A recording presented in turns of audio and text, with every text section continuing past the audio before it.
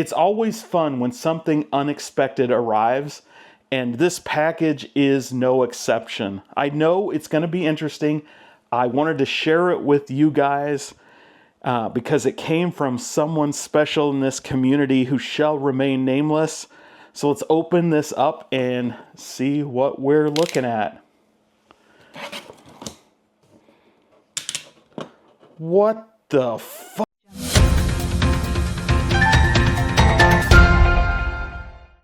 Every collector gets that dopamine hit, that feeling when you find the next piece to your collection, or when you fill that hole with that rare exclusive or that long sought after grail that maybe costs way more money than it should. But very few collectors get the opportunity, get the chance to own a piece of history, a piece that is so rare that only one or two exist. On your mark. Get set.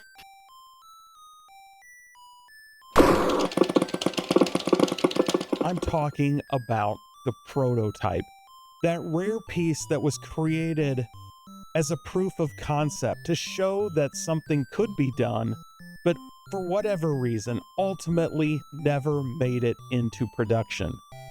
To find one that is an arcade cabinet is absolutely insane. And I was blown away when I received this ultra rare track and field Arcade1up prototype. If you guys have been following this channel, you know there is one other prototype of this game out there. It was located in Florida off a Facebook marketplace find.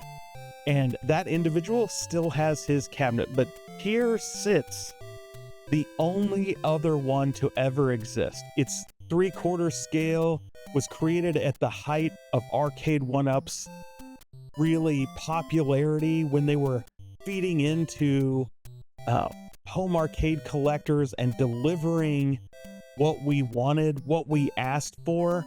So not only is it the right form factor, but it's also the right art. And the matching riser looks great on it. And it's a piece that I wished they had made, and I had held out hope, unreasonable hope, that it was going to be released last summer with the Olympics. What a great opportunity to do so. But alas, it wasn't meant to be. But I now have this piece in my collection. I can now put my hands on an Arcade1up track and field. It's not a custom. It's not a special edition. It is authentically the real thing. And while I can't share who sent this to me or how I got it, I did want to share with you all that we missed out on. And so, yes, you can see here from the cabinet, it has the standard controls, the right controls for track and field, with the 4-player selection buttons across the top, with each player position having the 2 red run buttons and, of course, the white jump or throw button. And yes, it is the typical Arcade1up controls, but I can tell you this plays great. Where I thought I would have concerns that the buttons wouldn't be able to take the pounding that this game is known to put on these buttons, I can tell you I've had this cabinet now for a couple weeks, and I've been putting it through its paces, banging away on these buttons, and it has worked great for me so far. I can tell you that this game is recreated. It's basically the arcade ROM. I can find no difference between this version and the arcade version through my comparisons. I've made it into the first 4 events, so it seems to have the entire game here for you to play. One of the drawbacks on the gameplay side of things that I will mention is that because of how this is implemented, it's prototype, right? So it's not a fully polished interface. So there are a couple issues. One, of course, there's no splash screen. You do get that typical loading screen that you see on Arcade1up. So it's definitely been developed in-house by Arcade1up. It does load like normal. Now, no splash screen and there's no UI. So after it loads, it goes directly into the track and field ROM. But again, it plays great. But here's the but: when it does load, it's pretty loud. The volume is way up there. And even though the volume rocker is on the control panel, it unfortunately doesn't control the volume. So whatever code was needed to raise and lower the volume is not there. You get two overhead speakers. They're connected through the stereo jack on the back. So in all likelihood, in order to control the volume, I will need to either insert an adapter or swap out the built-in speakers and just throw some aftermarket speakers and sub in there so that I have volume control and better overall sound. We can talk about the marquee. Of course, the marquee is that legacy style, which is the plastic lit marquee in, that plastic box. It is not obviously the more modern marquees, the reverse printed ones that you saw on NFL Blitz and others going forward. It is that traditional style, but here it looks good. It's that white, that logo printed on there really pops. It's not washed out when it's on, so it looks pretty good. It is a 1 of 2. It is super rare. It's rarer than all those collab cabs that were, maybe even though some of them were one-offs, they were basically just games that were already released. I'm just blown away that this is actually sitting over in my game room now and in my home arcade. For those of us that played it and never could master it, it feels like it's got a lot of fun replay. Of course, it's great for co-op. No online play, so there's no online play here, but you can do 4 players on this cabinet. So you have player position 2 and 4 that's on the left, which is a little different than most games, but that's how track and field was. And players 1 and 3 will compete on the right side of the control deck. And generally the head-to-head events, you're obviously each going to challenge each other. And most of the other events are individual competitions. So you're just trying to get the highest score, the longest jump, the highest jump, the furthest javelin, you name it.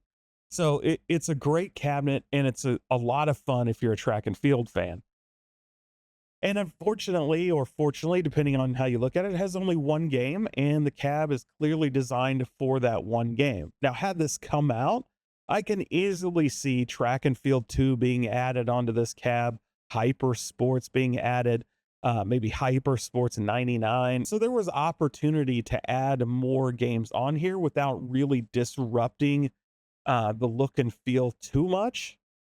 Some of you who are familiar with this game may know that there were 2 different versions. Of course, you have the one that was recreated here with just the buttons, but there was also a trackball version. So one that had a trackball to select different things and do different things on here. So no trackball, but honestly, I don't miss it because I don't think I've ever personally seen a trackball version. Overall, what can I say about this game? I love this game. I'm blown away that I have this cab. I'm kind of interested in what your questions are. It's not every day that we get our actual hands on a prototype. It's pretty rare. I only know of one other person in this community that has a prototype at all, and it happens to be this same game. They also have a Killer Instinct 3/4 scale prototype, which had an extra game on it that was never implemented. So that was super interesting. But just the same, it looks very similar to the ultimately production release. And because that cab is one that was produced, while the prototype is super cool, it's super rare, you can still get those games. This track and field itself is unique in that it was never released in retail and basically never made production. You just have these 2 units that were ever produced. I've been collecting my entire life like all good nerds do. And I have some pretty rare pieces and some pretty interesting pieces, but I've never had a true, real prototype. This is truly a piece that was created in order to sell the cabinet, to sell the design before they went and did a real production run. So it's, uh, I'm just blown away that I actually have this in my collection. And now it makes me want to get a bunch more, right? To figure out how to get them, to find them, to hunt them down. I'm very excited. Leave a comment below if you have any questions. I'd love to hear about it. What are your thoughts on this cab you have picked up track and field? And again, guys, I really appreciate you watching this video, getting all the way here towards the end. And it would really help the channel out if you would smash that like button. If you're not subscribed, subscribe, ring the bell for notifications so you can get more videos like these. And if you can share this, if you enjoyed it, definitely do that. It really does help. I would love more people to have an opportunity to see this prototype, to actually see how it works, to get an inside look at something we typically only get a picture of. And so I'm excited to share all this information with you. And as always, until next time, have fun.